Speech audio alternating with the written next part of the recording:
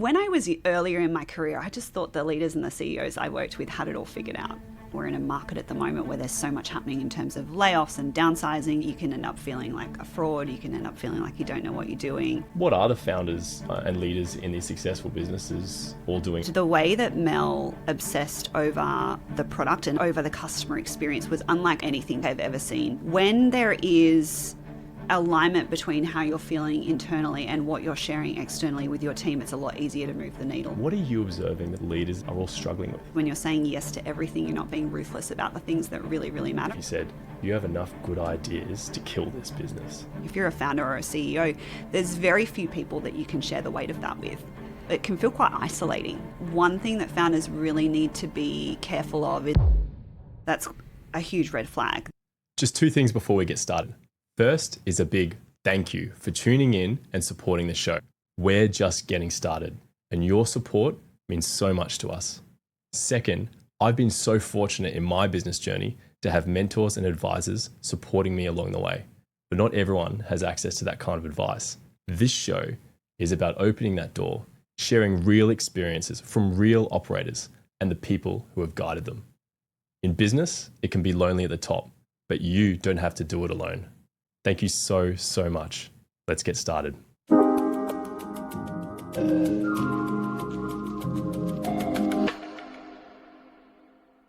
Rhiannon, you've supported the leadership teams across companies like Canva and Atlassian. What I'm curious about is, while you're on the inside of these fast-moving, successful companies, what are you observing that the leaders are all struggling with? There's a lot of things. One of the things that I have noticed most prominently across every leader I've worked with, this could be from like a first-time manager right through to a founder or a CEO leading a 5,000 person organization, is there is a challenge and a struggle in the gap between external projection and internal reality. What does that mean? As a leader, you kind of have to present a certain image, right? And I think a lot of leaders get caught up in what that looks like. They feel like they have to be certain. They have to lead the team well. They have to steward things well. They have to be set on where they're going and have a lot of confidence in that. But the internal reality is most of them are really just, actually all of them, I would say, are figuring it out as they go. And they're just making the best decision they can at the time with the information they have available. And there's usually a lot of self-doubt. There's usually a lot of questioning, a lot of back and forth around, do we do this? Do we not? How do I handle this situation? And so there can be a bit of a wrestle with that about how you're then projecting to the team and the things that are happening externally and what's going on inside. And this can feel quite isolating. Leaders, particularly the higher up the ranks you are, so to speak, if you're a founder or a CEO, there's very few people that you can share the weight of that with. It's lonely at the top. Yeah, it is lonely at the top. Exactly, which is why forums like this are so fantastic. But that is definitely something I've noticed. When I was earlier in my career, I just thought the leaders and the CEOs I worked with had it all figured out. I don't know if you had this experience, but I was like, oh, they're just amazing. They know exactly what they're doing. And the closer I've worked with them, the more I've realized they're just normal people. I can share with the audience that with my own business, we've had prospects come through. I don't know anything about them other than what I've seen externally. And I go, wow, like this is a business that's got it all together. They're on the fast track. They are killing it. The leadership teams clearly knows what they're doing. And, they start working with us a bit more and you go, oh, wow. There's not much different between any other business owner that we come across. And obviously the strengths that they've got, but that loneliness at the top, that almost kind of insecurity that can come with that is prevalent in every business that we've come across. It is. And I think there's a danger in that gap too, because that's where imposter syndrome can come into play. And it's how you're viewing that gap too, because there is a difference between how you project and what goes on internally. And I've got my own thoughts about that and how that can be managed. But I think if you play into it, you can end up feeling like a fraud. You can end up feeling like you don't know what you're doing. And that's kind of a really hard place to be as a founder or a CEO or any kind of leader, really. I remember saying to a coach of mine, this would have been nearly 10 years ago, and I said, I threw out the term a bit loosely, saying, hey, I think I've got imposter syndrome. There's certain situations where I'm just like, why are these people, listening to me? Who am I? And he goes, really? You've got imposter syndrome? And, started reading out the definition, the clinical definition. I was like, okay, well, that's not me. So when we talk imposter syndrome, do you mean... I mean probably what you're talking about, which is this feeling of being found out, this feeling of feeling like you're a fraud, like maybe what you're projecting on the outside is very different to the reality inside. Maybe you're feeling like you have to put up a front. which is natural to some degree. I mean, Mike Cannon-Brookes did a talk about imposter syndrome many, many years ago as a TEDx talk, and that was probably the first time that I really had heard about it more broadly. How would you recommend leaders listening to this deal with imposter syndrome? I think it's important to go back to what you know about yourself, to seek mentorship like you did, to bounce off people. I also think this is where tools and assessments are really helpful. Things like a Clifton Strengths assessment can be really helpful in... What's Clifton Strengths? Basically, you go through, you answer a ton of questions, and it will put together a strengths profile about who you are, what you're really strong at. It ranks, I think, 45 different strengths are. And it basically paints a picture of who you are, where you'd be really good, what you're really strong at, and then where you might have some blind spots, which is really helpful. There's also assessments you can do. There's different tooling. There was an assessment called Fingerprint for Success. It's now called Marley. We use that at Canva. There's Myers-Briggs, which give you a bit of a flavour that can talk to strengths and then potential blind spots based on what you really enjoy, what you don't. I think it's also really good to go back to basics and look at the evidence of your work. Look at the productivity. Look at the output of what you've been able to do, and remind yourself of the things that you're really strong at that way. And sometimes it's good to just have a bit of feedback externally, because it is something that comes up so often and so naturally. It's nice to have the external feedback. What are the founders and leaders in these successful businesses all doing that the less successful companies aren't doing? One of the things that I've noticed about really successful businesses is they are obsessed with the thing that they're building. That might sound really so simple, but I go back to Melanie Perkins, right, who is one of the founders of Canva. And the way that Mel obsessed over the product, and I say that in a great way, not a negative way, obsessed over the product, obsessed over the customer experience, was unlike anything I've ever seen before. She was CEO, but she was in that product at all hours of the night trying to make it better, focusing on every minute detail. There was nothing that didn't go under her eye. I'm not sure what it's like now, but that made the experience for customers incredible. And it also was a really wonderful example to the team of what it looks like to do things exceptionally well. There were very high standards around that. So I think having an obsession for what you're building and the people that you're serving is really important.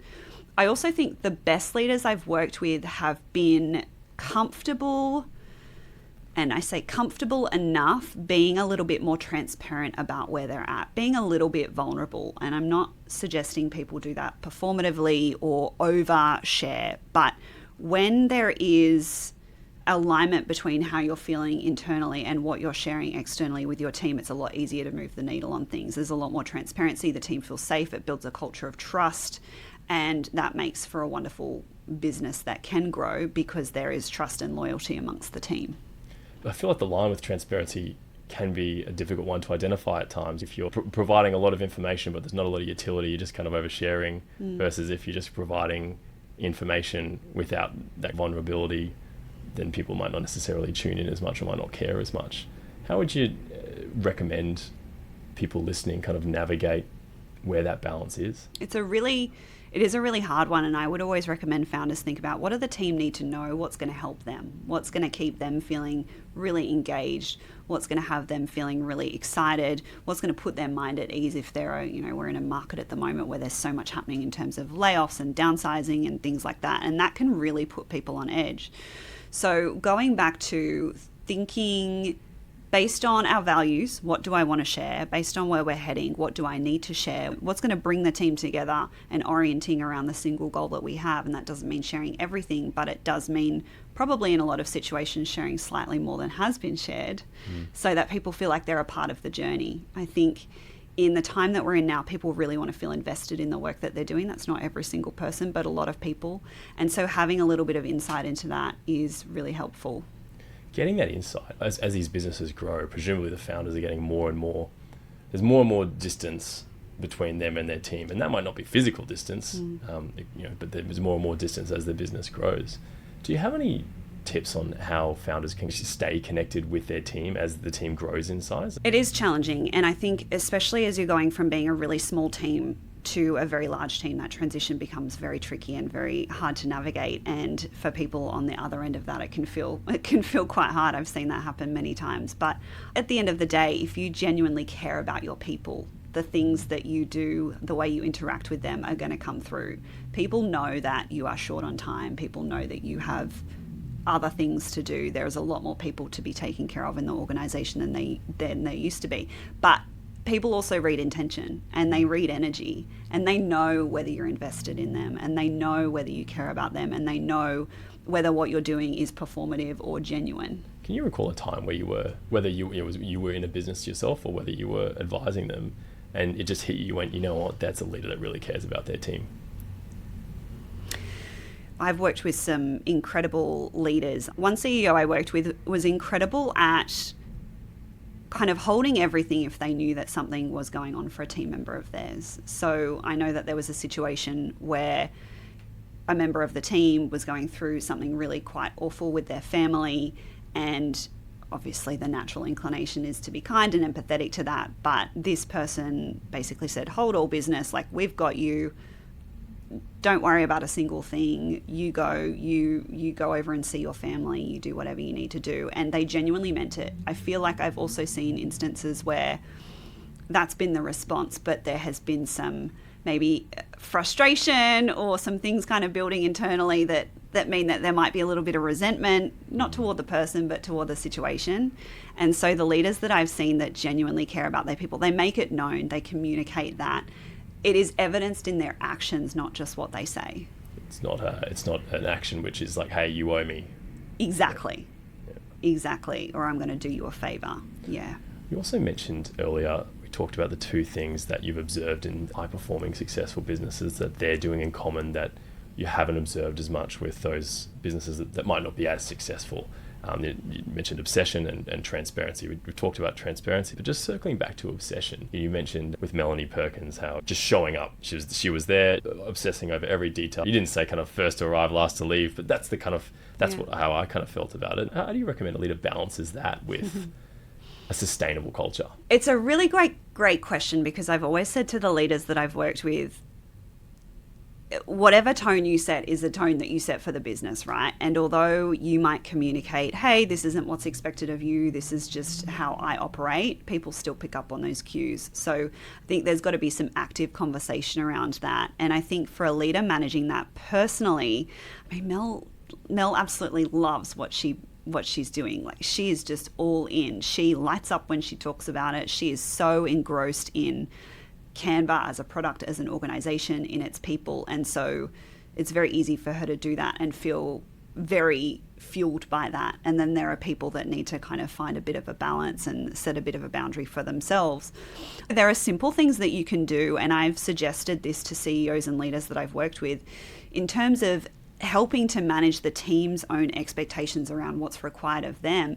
Little things like, don't communicate at midnight. You know, if you've got something to say, that's great. Schedule it for later. It's such a little thing. It feels, even if you say, hey, no need to respond to this, I'm just like spitballing, I'm just doing my thing. Setting some boundaries around how you're communicating with your team is really helpful, because they take the lead by action. And this is something I see so often in leaders, is they say the right things and they're communicating the right things, but what they're doing is kind of undoing that. Yeah, it's kind of undoing the words, and that's not intentional. It's just the nature of the beast. People take cues off actions and how people are moving. We acquired another company about 3 years ago, and so there's about 20 team members that came across to join my company.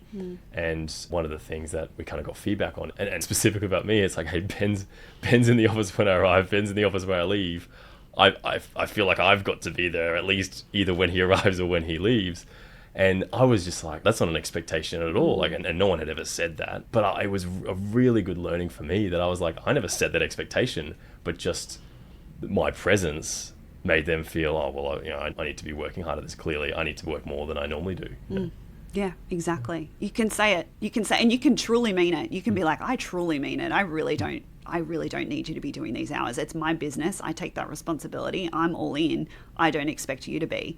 But they'll still pick up on those cues. What behaviors serve founders well early on, but start to work against them later in the business journey? I think having a resourceful, scrappy nature in the early days is really wonderful. It's how you get things going. You're in the grind. You're like doing all the things you can yourself to save money and to make margins as high as possible. But that can actually undo a founder later on when they're not willing to let go of things and they're not willing to actually start to delegate some of that stuff and invest in things that they know that they could do themselves, but is actually not the best use of their time. So that's one thing that comes to mind. Does that come back to control? It can. There can be a real fear around that for founders, especially if they're good at what they're doing. There can be a huge fear around, if I let this go, is this other person going to do it as well as I would? Am I going to like how they do it? So I reckon there's a ton of people listening right now that are going, yeah, that's me. Yeah. What would you say to them? Give it up sooner than you need to. Yeah.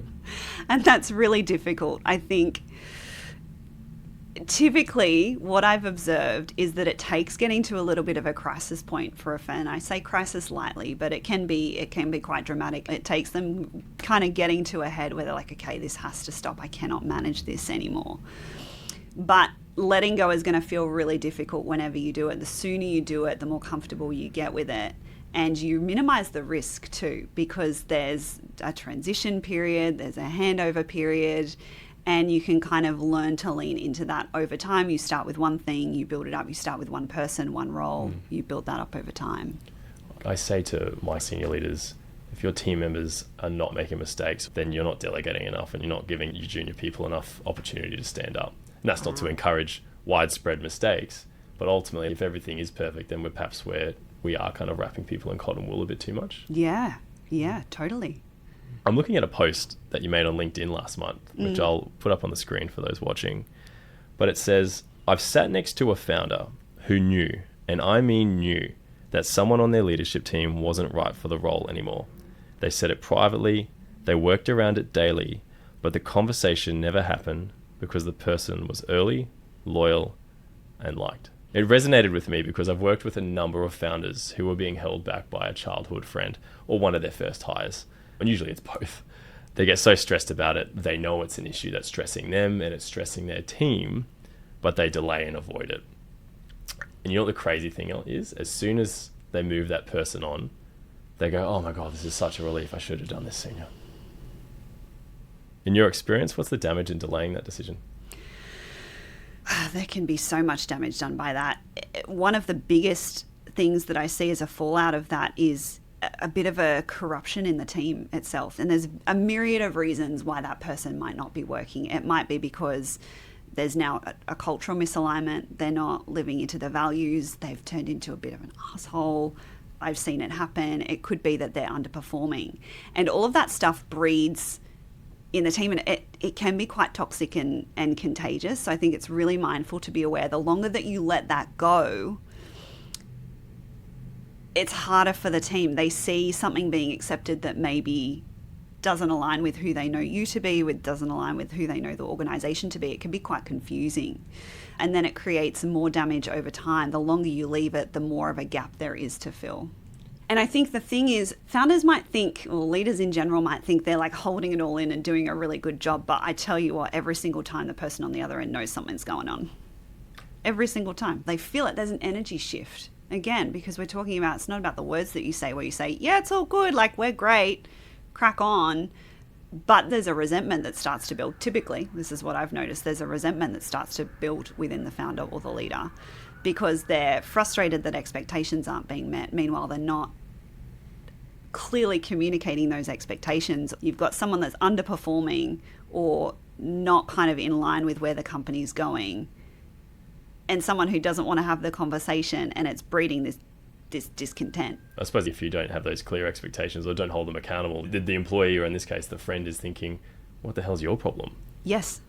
Yeah. And you think you're being all clever and you're like, I'm just like going to let it go. I'm going to figure out another way to handle this. They can always feel it. Every time that I've observed that, it happens a lot in businesses because, like you said, that usually the business has just ultimately outgrown them. And that doesn't sound nice, but usually it's, it's a change in values or whatever it might be. But every time they finally make that decision, they are just overjoyed and so happy that they've done it. And as you said, look, the sooner the better. Yeah, absolutely. If someone listening knows exactly who this person is in their business, what should they do in the next 2 weeks? Figure out what you want the outcome to be. I would say. Sometimes the conversation isn't this person needs to leave, it's this person needs to be in a different role, or it's this person needs to work in a different team. But I think the first thing to do is figure out what is the ideal outcome, what do you want from this, what's going to be the most beneficial for you and for your team. And once you've got that figured out, soundboard it with people, trusted advisors. If you've got a co-founder, talk it through with them, a leader on your team if you trust them. And then once you've made the decision, have the conversation as quickly as you can. Do it kind, graciously, tell them where you're at, try and help them understand how this has kind of come to this point. And I would also say one thing that founders really need to be careful of is making sure that this conversation isn't a surprise. I see this happen a lot. It's kind of threading into, the culture of feedback. But if this conversation is coming as a shock to this person, that's a huge red flag. There should have been conversations along the way to indicate, hey, something's not quite working here, and a resetting of expectations around that. So if this is the first conversation you're having, table what it is that you're seeing, what you're observing, what it is you would like to see happen. If you want to give them an opportunity to improve or reset the expectations, do that. But if you've made the decision that ultimately the best thing for you and the business is for them to move on, lovingly tell them that and support them through that and rip the Band-Aid off as quickly as you can. I imagine the danger here is in a lot of these cases when they finally make the decision, they've finally done it because the frustration has boiled over. Yeah. Yes. Usually it's gotten to a point where it's like, I cannot deal with this anymore because it hasn't been proactively managed or discussed along the way. And then it's a lot harder to have that conversation because there's a lot of emotion behind it. It's very charged. One of the things I was reflecting on before we sat down was my own leadership journey and how I've needed to evolve or level up as my business has grown. And in hindsight, it's obvious to me that each time that's happened, I've realized that a little bit too late. Are there key transition points in a leader's journey as their business grows that they need to look out for? It's a really good question. I think there's a lot of them, but I think your experience isn't uncommon, and that's from my personal experience as well, in that usually it takes something like starting to go wrong or something to wobble for you to realize, I probably should have got on the front foot of that before that moment came. But as you're growing a business, there's so many transition points, and I think about them as identity shifts. There's a lot that needs to be let go as you're stepping into a new seat, whether that's the same role, a different role, or whether it's just bigger responsibility, a larger team. And there's quite a lot that kind of comes into play as you're doing that. If you're a founder, you go from being the person that does absolutely everything yourself, building everything yourself, being the one to carry the vision, knowing exactly where you're going, to then having to hire people to help you along the way and relegate a lot of that responsibility to them, to give them full trust that they're going to be able to do the things that you need them to do. And that starts with people that are going to do things that you can't do, the things that you don't know how to do, which is an exciting time for leaders. And then it moves into the space that gets a little bit scary, where you've got to start hiring people and bringing people in who can do the things that you can do. You mentioned it's about you need to start letting things go. Is there a kind of an order in which you'd suggest founders look at that? You mentioned before then maybe it starts with getting in people to do things that they can't do or perhaps don't do very well, or don't want to do? I think it's the most natural start, and it's usually the one founders come to the conclusion of really quickly. It's, I can't do this part of it. I'm not an engineer.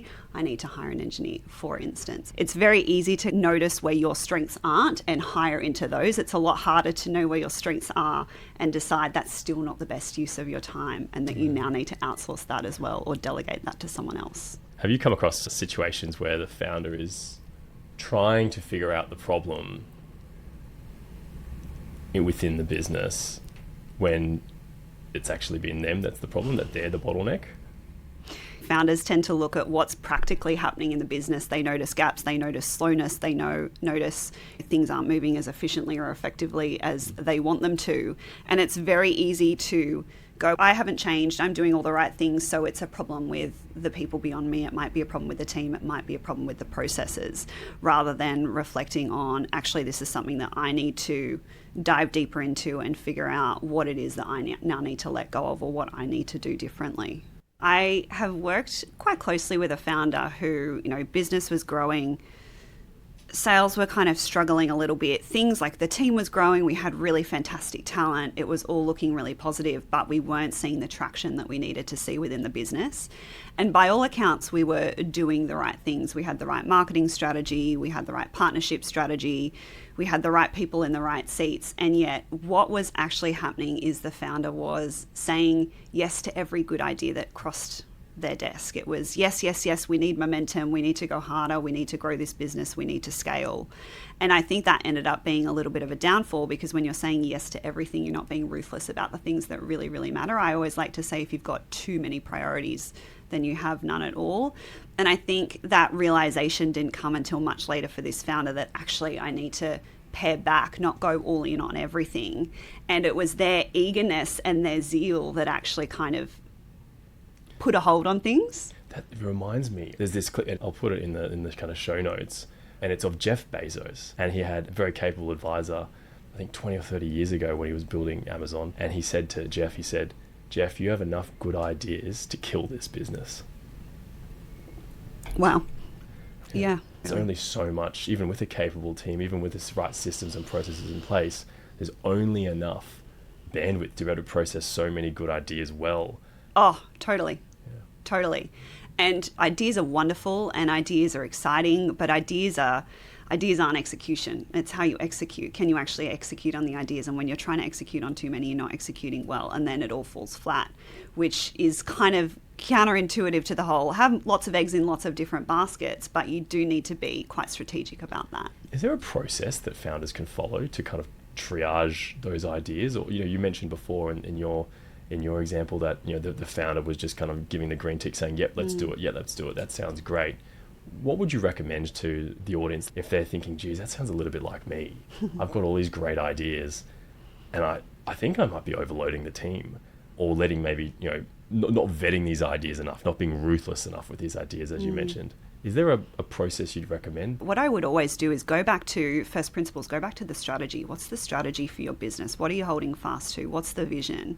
What are your values? What are the things that you're filtering for day to day in your people, with your customers, the way that you're delivering your work? And being really fanatical about what fits the DNA of where you're going, what's going to be highest leverage, because there might be 10 ideas that will work in some way, but you really want to pick the top 2 that you're going to see the highest return on. And it's sometimes hard to predict that. So you've also then got to be willing to drop it when it's not working. And sometimes that conversation happens a little bit later than it should, because it's hard to let go. So I would always go back to what's the strategy, what's the vision, what's our DNA as a business, what is most in line with those things, what speaks most to those things, and then go hard on those.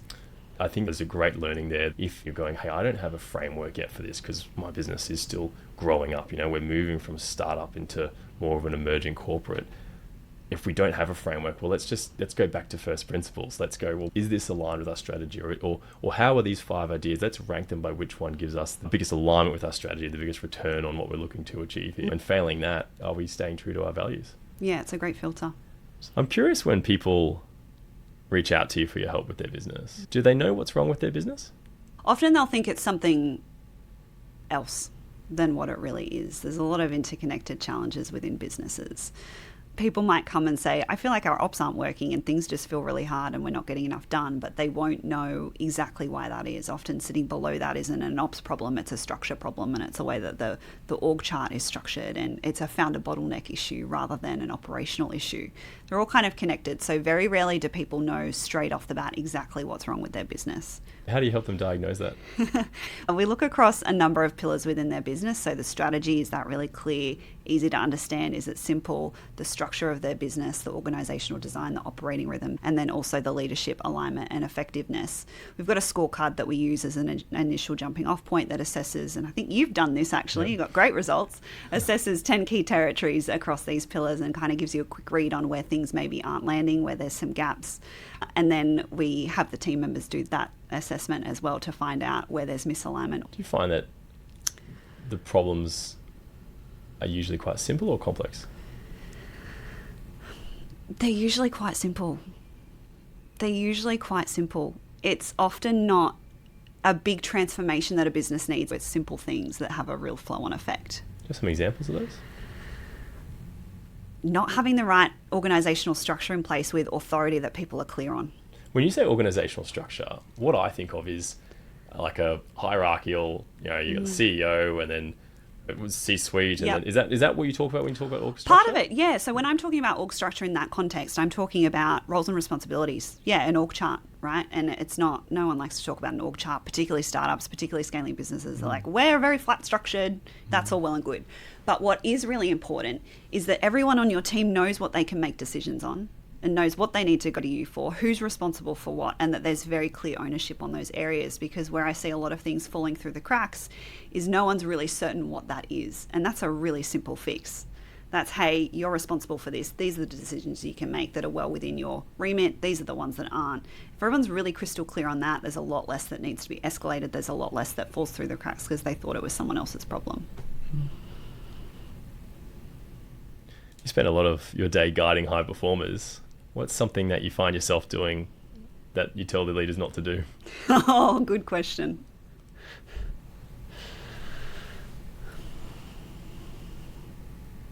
Procrastinating. And I mentioned Mel's obsession before with the product, and that's wonderful, but they can get to a point where you're spending too much time polishing a turd. And you just need to kind of ship things and get things out there. And there probably is never going to be a right moment to make a decision or make a call or launch a new product. It's when it's good enough and you hit go. Otherwise you end up stuck. And the speed with which people move is what determines how successful they are. I think a lot of us can resonate with that one. When did you realize it was time to start Foundry? What's the problem it's here to solve? I realized it was time to start Foundry when I was noticing a lot of the organizations that I had worked with directly or indirectly had struggled with the same things. They'd struggled with really simple things, the things that aren't glamorous, they're not sexy. It's the strategy, the structure, the leadership piece. And getting those things in place is really what allows you to build momentum and grow. And it's not really what a founder is usually focused on. Obviously, they're focused on their customer and their product or their service and growing the business and all the really exciting things, the marketing, the sales. And if you're building that all on something that's really quite shaky ground, it's very hard to be able to scale that. So when I started at Gridware, really I was coming in because there was no organizational structure in place. There was no processes, there was no frameworks, there was no clear org structure. And so I was able to build that from the ground up, and it was easy to see the impact that had on the organization and the stark contrast between pre and post and how that enabled them to grow. When you say it was easy to see, what comes to mind when you think, oh, that was like these were these moments that I was like, oh, I can see the impact of what I had done here? I mean, one of the examples is for the first time ever, we had a strategic planning process where we went away as a leadership team and we identified what our strategy was. Off the back of that, we built really clear priorities for each team to execute on every quarter. We knew what they were. We knew how to measure them. They were getting measured. We knew whether we did well or we failed them. And that meant that all of the team at any given time had a very clear idea of what we were running toward and how we were doing it. What makes a good strategic planning day? I think first off, having all of the people in the room that you need to be there. I think founders will typically spend a lot of time strategizing on their own, but really bringing your leadership team in on the journey is very important. So that's what I would always do, is facilitate an offsite where there's discussion, and having differing perspectives, different inputs from those with boots on the ground is always really, really valuable. I think being willing to hold the line on what actually is a priority versus what isn't. There's, like I said before, there's a lot of ideas that come from those forums. There's always an abundance of ideas, which are wonderful, but being willing to say, actually, no, this isn't aligned with the strategic vision for the business, we need to cut that, is really imperative. To whittle it down, to walk away so that you know that you've got 3 things to execute on, not 15. How do you decide who's there? I mean, on one hand, if it's just me, well, geez, decisions get made very quickly. But they don't have the full context, and they don't have the value of the rest of my leadership team. But then how many is too many? Because then sometimes I find myself pulling together a bunch of people who all have great inputs to give, but it's just not as effective because there's too many people in the room. Yeah, too many heads in the room. And it can get very expensive too, right? You've got your whole team at an offsite, that's an expensive day. So you do want to make it worthwhile. I would always go to a leadership team. If you've got a leadership team, if you're a founder that has a leadership team, involve them. I think that's really helpful. These are the people that are leading and caretaking the vision for your business and the ones relaying it to their team. How many people's too many to have in your leadership team? Well, it depends on the size of the business, but I would say any more than like 6 or 7 direct reports is probably too many. Okay, so if you've got a 50-person size business, how many people do you think? 5. 5, no more than 5, you think? Yeah. I reckon 5. Yeah, it would depend on the specifics of that business and the shape of it and the different teams, but yeah. More than that, there's too many voices in the room. Too Not many. everyone's going to get Too better. top heavy. Too top heavy. I would keep a leadership team lean. When you're looking to set the strategy of the business, do you see that as something that the leadership team comes together to determine, or is that something that should be more so put together by the CEO? I think largely it's driven by the CEO, but I'm a big fan and I've seen most success when the leaders feel like they're bought into that journey. So I think it's wonderful for the CEO or the founder to have a really good idea of what that looks like, to have done their own research. Obviously, they've got the vision for the business that no one else does. It's their baby. But to table that and ask for people to challenge it. Are we on the right path here? What about this is going to be really difficult? Is this achievable? If it's not, what do we need to change? Is there anything we're missing? And I don't think that I've witnessed a team come together with that format where anything has drastically changed. It's just minor edits. But what you do get is a leadership team that feels like they're invested, that feels like they're bought in, they've been included in the process, and then can then confidently go and articulate that to their team so everyone's on board and working toward the same thing. I think it's so important, having confidence that your leadership team will then communicate that to the rest of their team members in a similar fashion that it was communicated with them. Yeah, absolutely. What's the most important thing that we didn't talk about today that we should have talked about? I think just to remember that ultimately you as a founder, you as a CEO, you're a human. You're not going to get it right all the time. You're not going to make the right calls all the time. And I think there can be a lot of pressure, and I've seen it build, and I've been in that situation myself as a C-suite leader where there is a feeling like you need to always have everything figured out and know all the things and be really good at all the things. And that's just not the nature of how we are as humans. So I think it's important to realize that you can be open about that with your team. You don't need to have every single answer all the time. Realize what you're not good at. Be thankful that you have someone else doing those things so that you can focus on the things you're really fantastic at and just double down.